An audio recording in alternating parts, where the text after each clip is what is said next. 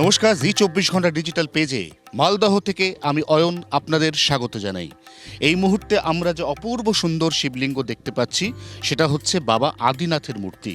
আদিনাথকে আদিনাথ হচ্ছেন সেই দেবাদিদেব মহাদেব, যে মহাদেবের মন্দির আজ থেকে প্রায় 600 বছর আগে প্রতিষ্ঠিত ছিল সেই জায়গায়, যেখানে তার পরবর্তী সময় হুসেন শাহের বংশধররা গড়ে তোলেন আদিনা মসজিদ।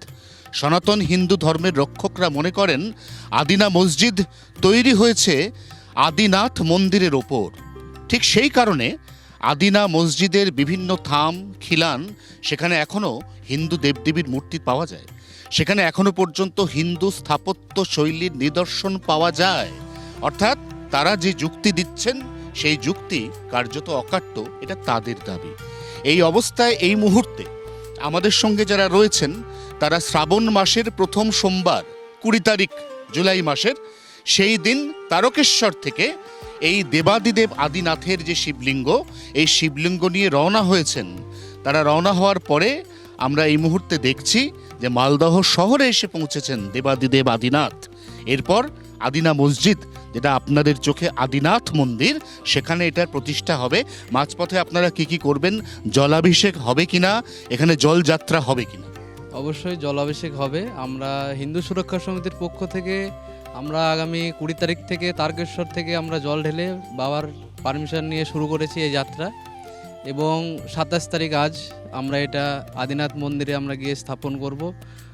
এবং আমাদের পুরো হিন্দু সুরক্ষা সমিতির প্রত্যেকটা জেলার সভাপতি সহ এবং আমাদের পুরো কমিটি রয়েছেন, আমাদের রাজ্য সভাপতি রয়েছেন এবং আমাদের বাবাজি রয়েছে, বৃন্দাবন বাবাজি।